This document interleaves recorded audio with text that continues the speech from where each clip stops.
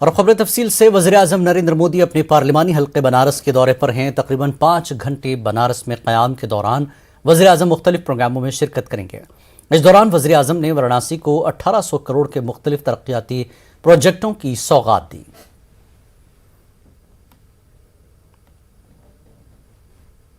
हमारे यहाँ उपनिषदों में भी कहा गया है, विद्या अमृतम अश्नुते, अर्थात विद्या ही अमरत्व और अमृत तक ले जाती है। काशी को भी मोक्ष की नगरी इसलिए कहते हैं क्योंकि हमारे यहां मुक्ति का एकमात्र मार्ग ज्ञान को, विद्या को ही माना गया है। और इसलिए शिक्षा और शोध का, विद्या और बोध का इतना बड़ा मंथन जब सर्व विद्या के प्रमुख केंद्र काशी में होगा तो इससे निकलने वाला अमृत अवश्य देश को नई दिशा देगा। नए भारत के निर्माण के लिए नई व्यवस्थाओं का निर्माण, आधुनिक व्यवस्थाओं का समावेश उतना ही जरूरी है जो पहले कभी नहीं हुआ। जिन लक्ष्यों को पाने की देश ने कल्पना भी नहीं करता था, वो आज के भारत में हकीकत हमारे सामने निर्माण हो रही है। रुकन पार्लियामेंट सुशील गुप्ता की क़यादत में आम आदमी पार्टी के कारकुनों ने दिल्ली में जबरदस्त मुजाहरा किया। यह एहतजाज एलपीजी सिलेंडर की कीमतों में लगातार इजाफा, बढ़ती महंगाई और बेरोजगारी के हवाले से किया गया। इस मौके पर बड़ी तादाद में आम आदमी पार्टी के कारकुन मौजूद थे। देश भर में बढ़ती महंगाई को लेकर आम आदमी पार्टी आज विरोध प्रदर्शन कर रही है। बात करें तो राजधानी दिल्ली में आप देख सकते हैं कि इस वक्त मैं 18 फिरोजशाह रोड पे मौजूद हूं, जो कि हरियाणा के आम आदमी प्रभारी सुशील गुप्ता का सरकारी निवास स्थान है। मगर आप देख सकते हैं कि यहाँ पर तमाम जो आम आदमी पार्टी के कार्यकर्ता हैं, युवा हैं, बुजुर्ग हैं, तमाम लोग यहाँ पे आज इकट्ठा हुए हैं और एक स्वर में बढ़ती महंगाई को लेकर अपनी आवाज़ बुलंद कर रहे हैं। बाहर बता दूं आपको कि प्रशासन पूरी तरीके से मुस्तैद है। अगर हम 2014 की बात करें, 2014 में 415 रुपए का रेट था गैस सिलेंडर का, और तब भारतीय जनता पार्टी के लोग एक गाना चलाया करते, महंगाई डायन खा जाएगी। और नरेंद्र मोदी जी ये कहते थे कि मैं जब देश का प्रधानमंत्री बनूंगा तो महंगाई को और नीचे ले आऊंगा, महंगाई आम आदमी के बजट में होगी।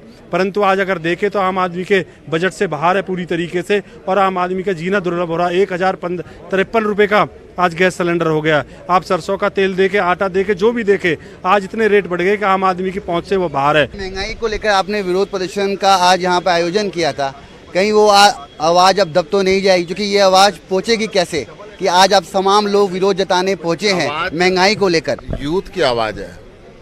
यूथ बेरोजगार है हरियाणा के अंदर। पूरे देश में सबसे ज्यादा बेरोजगारी हरियाणा के अंदर है। एक तो बेरोजगारी की वजह से कमाई नहीं है, महंगाई की वजह से घर का खर्चा नहीं हो रहा। कहाँ जाए इस देश का यूथ, कहाँ जाए हरियाणा का यूथ? ये कहीं ना कहीं बीजेपी को जवाब देना पड़ेगा।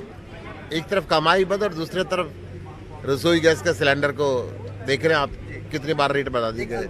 डीजल पेट्रोल 100 रुपये पार कर दिया गया। डॉलर के मुकाबले रुपया कितना नीचे गिर गया। ऐसी स्थितियों से कहीं ना कहीं निपटना पड़ेगा। गुप्ता जी का आखिरी सवाल, किस तरीके से इस प्रोटेस्ट को आगे बढ़ाएंगे, क्योंकि सामने तो दरवाजे पर पुलिस है? युवा के अपने हौसले बुलंद है, युवा पूरी कोशिश करेंगे, पुलिस अपनी कोशिश करेगी, में रहे सब कुछ अनुशासन के अंदर रहते हुए कोशिश करेंगे। ये थे हमारे साथ बात करने के लिए हरियाणा आम आदमी पार्टी के प्रभारी सुशील गुप्ता। साफ तौर पे कह रहे हैं कि प्रोटेस्ट तो होकर रहेगा और ये हरियाणा का युवा है, वो अपनी आवाज़ पहुँचाने के लिए यहाँ पर आया है और आवाज़ सरकार के कानों तक पहुँचेगी। कैमरा पर्सन चंद्र पटवाल के साथ मैं रवि मिश्रा, न्यूज़ 18 नई दिल्ली। फिल्म काली के पोस्टर से तनाज़े में घिरी लीना मेकाली मजीद अपनी बातों और सिलसिलेवार ट्वीट के जरिए मजीद तनाज़ों को जन्म दे रही हैं। लीना मुसलसल ट्विटर पर सरगर्म है और ट्रोल करने वालों को जवाब भी दे रही हैं। लीना के ताज़ा तस्वीरी ट्वीट में भगवान शिव और पार्वती का किरदार निभाने वाले अदाकारों को सिगरेट नोशी करते दिखाया गया है, जिस पर उन्हें ट्रोल किया जा रहा है।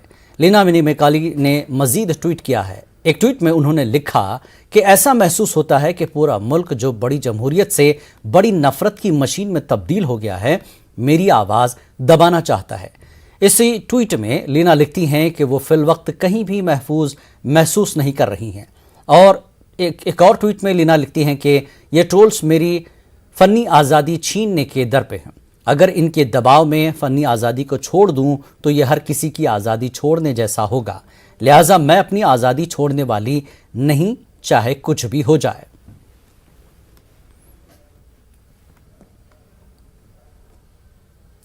काली फिल्म का पोस्टर मंजर आम पर आने के बाद तनाज़ात में मुसलसल इजाफा हो रहा है। अब मध्य प्रदेश हुकूमत के वजीर निरुत्तम मिश्रा ने फिल्म डायरेक्टर लीना मिनी मेकाली के बारे में कहा कि वो मरकजी हुकूमत को लुकआउट नोटिस जारी करने के लिए खत लिखने जा रहे हैं। उन्होंने कहा कि अब वो जो कुछ कर रही हैं वो जानबूझकर कर रही हैं। वहीं निरुत्तम मिश्रा ट्विटर इंतजामिया को भी खत लिख रहे हैं। मध्य प्रदेश सरकार की ओर से केंद्र को पत्र लिखने जा रहे हैं कि एक एलओसी जारी करें। वो लुकआउट सर्कुलर होता है, ये लीना मणि मैकलई जी के खिलाफ, क्योंकि अब वो जो कर रही हैं वो जानबूझ के कर रही हैं, ऐसा प्रतीत होता है।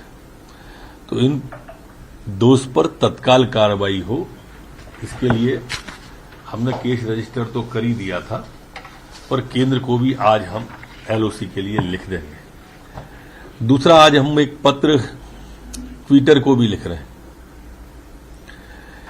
कि जो धार्मिक भावनाओं को आहत करने वाले इस तरह के ट्वीट जो होते हैं, कुछ विकृत मानसिकता के लोग इस तरह के जो ट्वीट लगातार करते हैं, जैसे काली फिल्म की डायरेक्टर लीना मणि मेकाली जी ने किया है, इस तरह के जो ट्वीट हैं, कभी बीड़ी पीते हुए काली का, कभी शंकर जी का जो जारी कर रहे हैं, तो ऐसे विकृत मानसिकताओं के लिए जो धार्मिक भावनाओं को आहत करने वाले चित्र हैं और ट्विटर को टूल की तरह उपयोग जो कर रहे हैं, इसको वो रोकें अपने स्तर पर और इसकी स्कैनिंग की व्यवस्था करें, जिसकी वजह से स्कैनिंग के बाद से इस तरह की चीजें ना आए जो भावनाओं को आहत करती हो। ऐसा मैं ट्विटर को भी पत्र लिखने जा रहा हूं।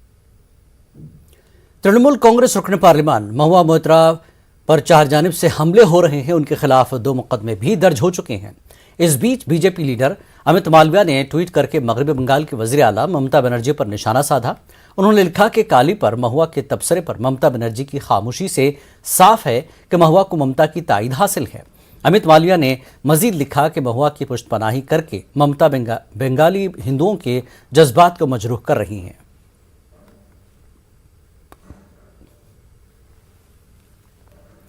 ऑल्ट न्यूज के माविन बानी और फैक्ट चेकर मोहम्मद जुबैर ने जमानत के लिए सुप्रीम कोर्ट का दरवाजा खटखटाया है।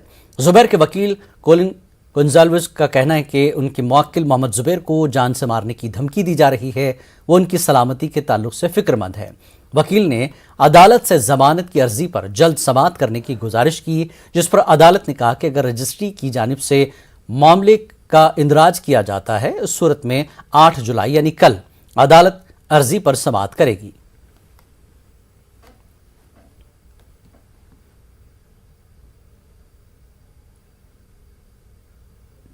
मोहम्मद सल्लल्लाहु अलैहि वसल्लम पर मुतनाज़ा तबसरा करने वाली नुपुर शर्मा को धमकी देने के मामले में राजस्थान के अजमेर में दरगाह के खादिम का वीडियो तेजी से वायरल हो रहा है। खादिम पुलिस की गिरफ्त में आता दिखाई दे रहा है। इस वीडियो के सामने आने के बाद अजमेर पुलिस पर सवालात उठने लगे। दूसरी तरफ इस वीडियो के मंजर आम पर आने के बाद अजमेर दरगाह के डीएसपी संदीप श्रीवास्तव एपीओ किया गया, और एपीओ का मतलब है वेटिंग पोस्टिंग ऑर्डर। दूसरे लफ्जों में उनको लाइन हाजिर कर दिया गया। दरअसल गिरफ्तारी के वक्त सारस्वत को सलमान को यह कहकर अपना दिफा करने का मशवरा देते हुए देखा गया कि वो नशे में है, यानी सलमान ये कहे कि वो वीडियो जारी करते वक्त नशे में था।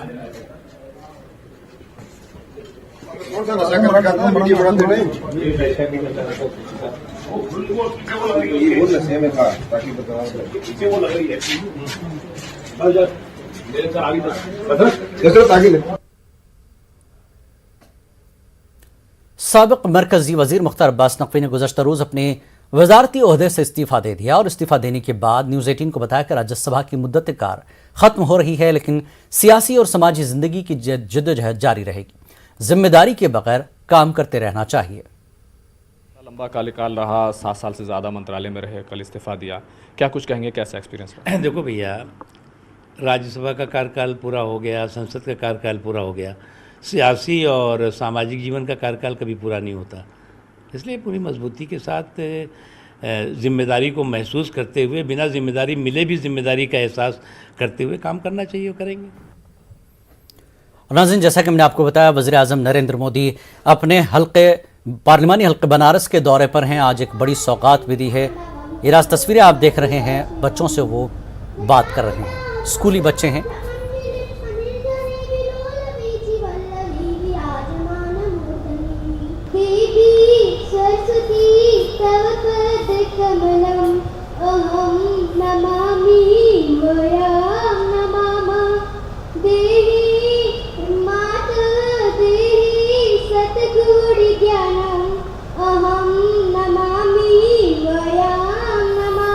जो आपको सबसे अच्छा आपका योगा है वो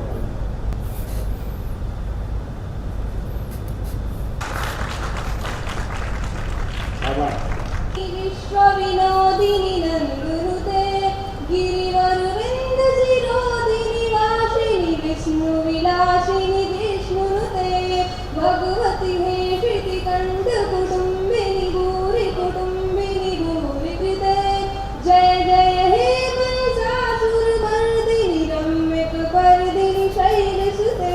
बाबा बाबा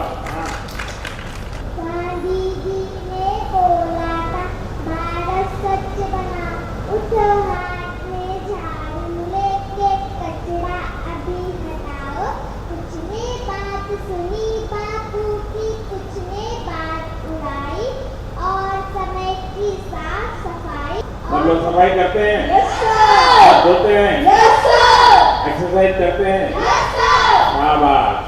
चलिए, बहुत बहुत बधाई। आप सबके पास अलग अलग टैलेंट है, बड़ी प्रतिभा वाले लोग हैं आप, बहुत बधाई हो आपको। वज़ीर आज़म नरेंद्र मोदी बच्चों से मुलाकात कर बहुत खुश है और बच्चों ने काफ़ी कुछ चीज़ें वहाँ पर सुनाई हैं जिस पर मोदी खुश नज़र आ रहे हैं। तो दौरे पर हैं हल्के बनारस के, तकरीबन 5 घंटे वो बनारस में क़याम के दौरान मुख्तलिफ प्रोग्रामों में शिरकत भी करेंगे। एक बड़ी सौगात वाराणसी को 1800 करोड़ के मुख्तलिफ तरक्याती प्रोजेक्टों की सौगात यहाँ पर दी गई है। आगे बढ़ेंगे। आजमगढ़ से बीजेपी के नवंतखब MP दिनेश लाल यादव निर्वाहा ने न्यूज़ 18 से खुसूसी बातचीत में कहा कि आजमगढ़ के लोगों का प्यार है कि आज वो वहां से MP बने हैं। उन्होंने कहा कि वज़ीर आज़म नरेंद्र मोदी सबका साथ सबका विकास के तहत काम कर रहे हैं। वहीं निर्वाहा ने नुपुर शर्मा और फिल्म काली के तनाज़े पर भी दिनेश लाल निर्वाहा ने इजहार ख्याल किया। हमारे साथ बात करने के लिए मौजूद हैं आजमगढ़ से नवनिर्वाचित सांसद दिनेश लाल निरहुआ। दिनेश जी, आज प्रधानमंत्री बनारस के दौरे पर हैं, कई योजनाओं का उद्घाटन करने वाले हैं। लगातार प्रधानमंत्री इस तरीके की चीजें, योजनाएं लाते रहते हैं। सबका साथ सबका विकास, जिस तरीके से बीजेपी का नारा है, क्या कहना चाहेंगे? ये बहुत अच्छी बात है और पूजनीय प्रधानमंत्री जी जब से बनारस से जीते और प्रधानमंत्री बने, लगातार वो बनारस आते रहे और लगातार बड़ी बड़ी योजनाओं के साथ में बनारस को उन्होंने आज चमकाया है। उत्तर प्रदेश लगातार उत्तम प्रदेश बनने के ओर अग्रसर है। पूजनीय योगी आदित्यनाथ जी हमारे प्रधानमंत्री जी से प्रेरणा लेके लगातार प्रदेश में अच्छा कर रहे हैं, बहुत अच्छा हो रहा है। और फिर से प्रधानमंत्री जी आज आए हैं वाराणसी में, तो निश्चित रूप से हमारे उत्तर प्रदेश की जनता को बहुत बड़ी बड़ी सौगात मिलने वाली है। दिनेश जी, जिस तरीके से स्मोकिंग काली पोस्टर को लेकर कई विवाद हुए, अब उसके बाद उन्हीं डायरेक्टर ने एक और पोस्टर जारी किया है और आप देख सकते हैं ये वाला जो पोस्टर, जिसमें मां दुर्गा को सिगरेट पीते हुए दिखाया गया है। तो कहीं ना कहीं इस तरीके के पोस्टर से क्या लगता है आपको कि धार्मिक भावनाओं को आहत करने वाली चीजें की जा रही हैं लगातार? देखिए, मुझे लगता है कि हर व्यक्ति को यह समझना चाहिए, आप डायरेक्टर हो, आप प्रोड्यूसर हो, आप एक्टर हो, कोई भी हो, आप हर धर्मों का अगर आदर नहीं कर सकते तो कम से कम निरादर करना नहीं चाहिए जी। होना तो ये चाहिए कि आप सबका आदर करें। हम लोग सभी धर्मों का आदर करते हैं, पर अगर आपको ऐसा लगता है कि आपको हमारी आस्था से परहेज है और हमारी आस्था में आपको आस्था नहीं है तो कोई बात नहीं, पर निरादर मत कीजिए, आहत मत कीजिए भावनाओं को। तो ये जो भी डायरेक्टर हैं इनको तो मैं यही कहना चाहूँगा कि ये गलत है, आप इस तरह की चीज़ें मत करिए। इस तरह से आप समाज में गलत जो है संदेश दे रही हैं और इससे क्या होगा कि समाज में लोग आपस में भिड़ जाते हैं, लड़ जाते हैं और उसकी जिम्मेदार फिर आप होंगे। दिनेश जी, एक आखिरी सवाल है कि जिस तरीके से नुपुर शर्मा का जो केस सामने आया, बीजेपी ने कार्रवाई भी की, लेकिन इसके बाद जिस तरीके की चीजें देखने के लिए मिली, जिसने भी आवाज उठाई उसका सर कलम कर देना, दूसरी जगहों पर जो इस तरीके की चीजें होती हैं, तो नहीं लगता है आपको कि अब तर्क की जगह तलवार ने ले ली, इस तरीके की चीजें लगातार बढ़ती जा रही? नहीं, ऐसा नहीं होना चाहिए और ये गलत है। मुझे लगता है कि ये किसी एक व्यक्ति की सोच, किसी एक व्यक्ति की मानसिकता को लेके कोई पूरा धर्म, पूरा देश उस बात पे जो है अपनी प्रतिक्रिया दे, ये आवश्यक नहीं है। वो किसी एक व्यक्ति की सोच हो सकती है। दो व्यक्तियों में अगर बात विवाद हो रहा है, एक व्यक्ति एक दूसरे की भावना को ठेस पहुंचा रहा है तो वो भी कोशिश कर रहा है कि हम भी उसकी भावना को ठेस पहुंचाए, तो ये वो दोनों तक सीमित रहने दीजिए। ये जरूरी नहीं है कि ये सोच और इस तरह की समझ पूरे देश या पूरे धर्म की है, ऐसा नहीं है।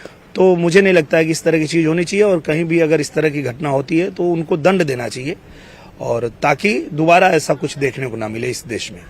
तो आपने देखा, ये थे हमारे साथ बात करने के लिए आजमगढ़ से नवनिर्वाचित सांसद, जिनका कहना है कि अगर हर व्यक्ति राष्ट्रवाद की बात करता है तभी हम सुरक्षित हैं। कैमरा पर्सन कार्तिक के साथ रचना, न्यूज़ 18 दिल्ली। और मुल्क में कोरोना के एक्टिव मामलों में लगातार इजाफा हो रहा है। फाल मामलों की तादाद 1,20,000 के करीब पहुंच गई है। पॉजिटिविटी रेट 4.32% है। जारी करदा ताज़ा आदादशुमार के मुताबिक पिछले 24 घंटों में कोरोना के 18,930 नए मामले सामने आए, जबकि इसी दौरान 35 मरीजों की मौत हुई। आदादशुमार के मुताबिक 14,650 अफराद शिफायाब हुए। कोरोना के केसेस का ग्राफ कभी बढ़ रहा है तो कभी कम हो रहा है। उसके चलते जो चिंता है वो लगातार बढ़ती जा रही है। अभी 24 घंटों की अगर बात करें तो 18,000 से ज़्यादा नए केसेस सामने आए हैं और 35 मौतें हुई हैं। तो कहीं ना कहीं मौतों का जो आंकड़ा है वो भी लोगों को चिंता में डाल रहा है। वहीं एक्सपर्ट्स का कहना है कि वैक्सीनेशन पर ज़्यादा जोर दिया जा रहा है और लोग जो हैं वो लापरवाही बरत रहे हैं, क्योंकि ये जो वायरस है ये म्यूट कर रहा है, इसमें म्यूटेशन हो रहा है, इसलिए ज़्यादा से ज़्यादा ट्रांसमिट कर रहा है। लेकिन इसे घबराने की ज़रूरत नहीं है। लोगों को सोशल डिस्टेंसिंग का पालन करना होगा, मास्क लगाना होगा और प्रोटोकॉल को फॉलो करना होगा, क्योंकि अगर ऐसा नहीं करेंगे तो जिस तरीके से ट्रांसमिट हो रहा है वो कहीं ना कहीं चौथी लहर की तरफ बढ़ सकता है। हालांकि अभी डरने की कोई ज़रूरत नहीं है, लेकिन अगर इसी तरीके से लापरवाही बढ़ती रही तो केसेस का जो ग्राफ है वो बढ़ता रहेगा। इसी बीच बूस्टर डोज को भी लेकर एक बड़ा फैसला किया गया है। जो टाइम ड्यूरेशन 9 महीने का था उसको 6 महीने कर दिया गया है।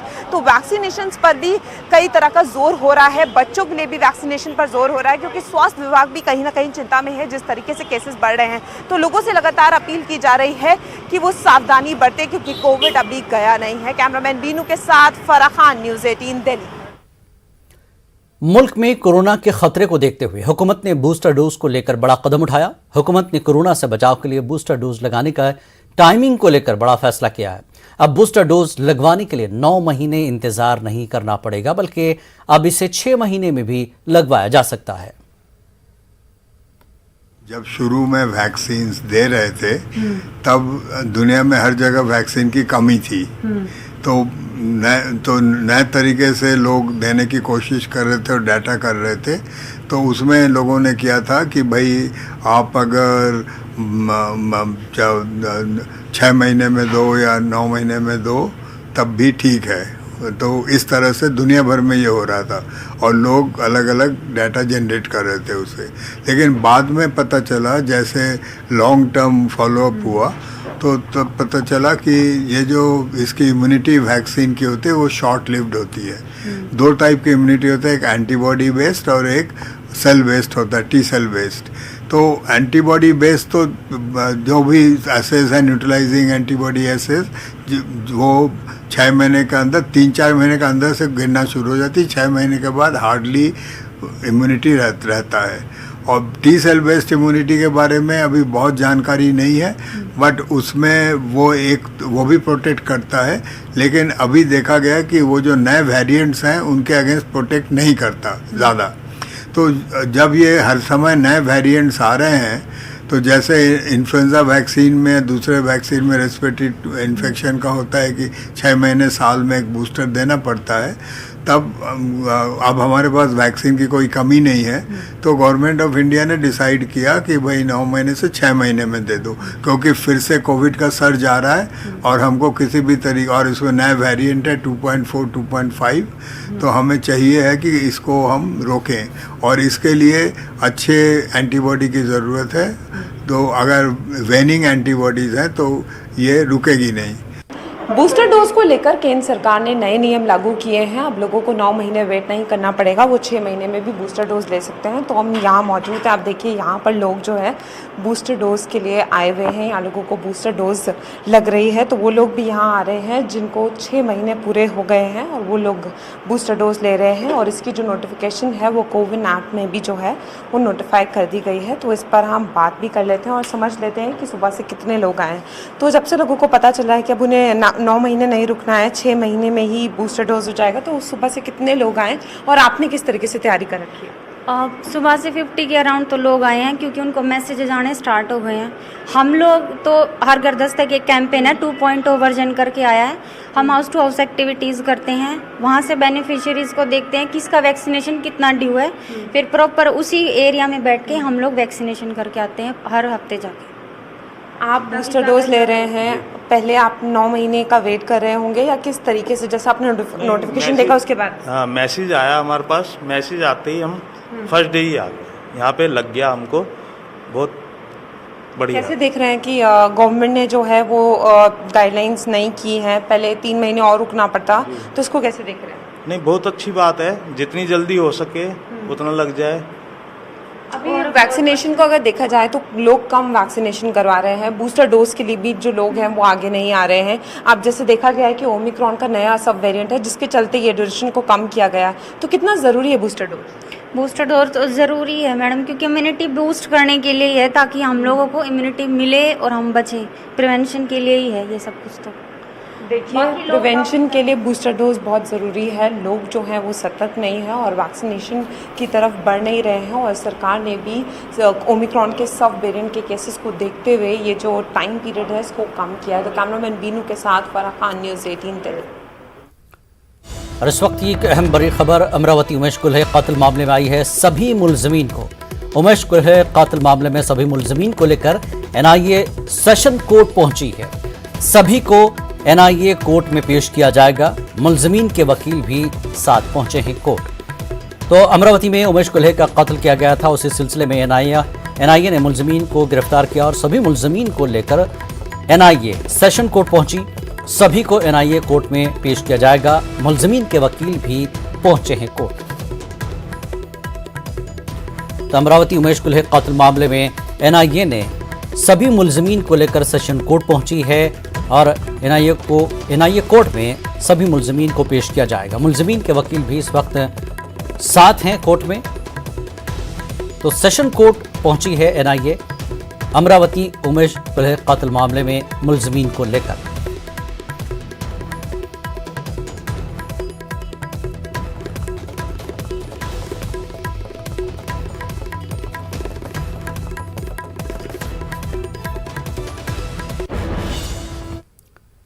बाली में G20 मुल्कों के वज़ीर ख़ारिजा की मीटिंग से कबल दो तरफ़ा मुलाकातों का दौर जारी है। इजलास में शिरकत करने पहुंचे एस जयशंकर ने अपने चीनी हममनसब वैंग यी से मुलाकात की। दोनों ने मुख्तलिफ नुमाया और बाहमी मसाइल पर बातचीत की, साथ ही साथ परवाज़ों और तलबा से जुड़े मामले में भी ज़ेर बहस आए।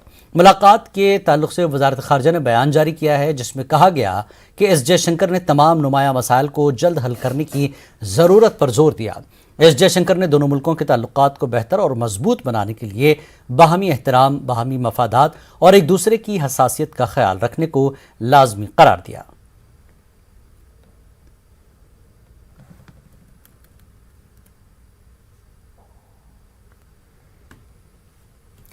मजहब इस्लाम और साइंस के मौजू पर रिसर्च कर रहे बेंगलुरु के डॉक्टर मजहरुल अमीन ने अपनी तहकीक के जरिए मजीद इंकशाफात किए हैं। इस मरतबा उन्होंने क़यामत की 10 निशानियों को साइंस की रोशनी में वाज़ेह करने की कोशिश की है। डॉक्टर सैयद मजहरुल अमीन फिजिक्स के प्रोफेसर रहे। पिछले चंद सालों से आप इस्लाम की तारीख और क़यामत के मुताल्लिक़ साइंस की रोशनी में रिसर्च कर रहे हैं।